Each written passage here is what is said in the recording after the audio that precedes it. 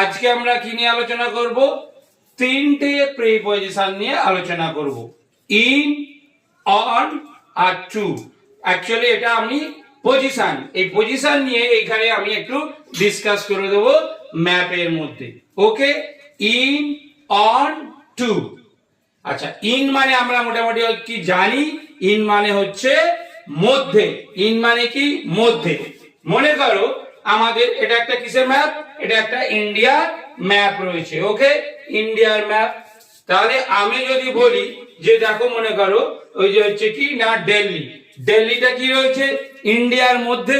তাই জন্য কি হবে যে হচ্ছে দিল্লিটা কি হবে? ইন্ডিয়ার মধ্যে।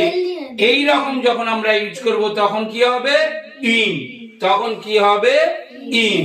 তাহলে হচ্ছে দিল্লি কোনো জায়গায় যদি কোনো বর্ডারের মধ্যে, এই একটা বর্ডার, ইন্ডিয়ার বর্ডার দেখতে পাচ্ছ, এই তাই তো, পুরো বর্ডারের মধ্যে যখন বোঝাবে, ভিতরে যখন বোঝাবে, তখন আমরা কি করব?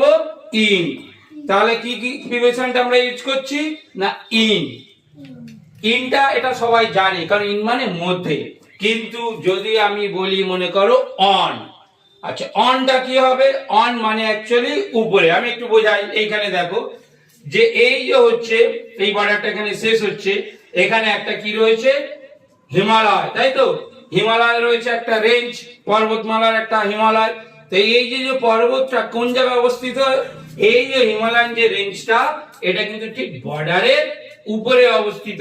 যখন উপরে অবস্থিত বোঝাবে তখন আমরা কি করব? অন। তাহলে দিল্লিটা কোথায় ছিল? ইন্ডিয়ার ভিতরে, হলো ইন। হিমালয়টা কোথায়? ইন্ডিয়ার ঠিক বর্ডারের উপরে, তাই জন্য কি হলো?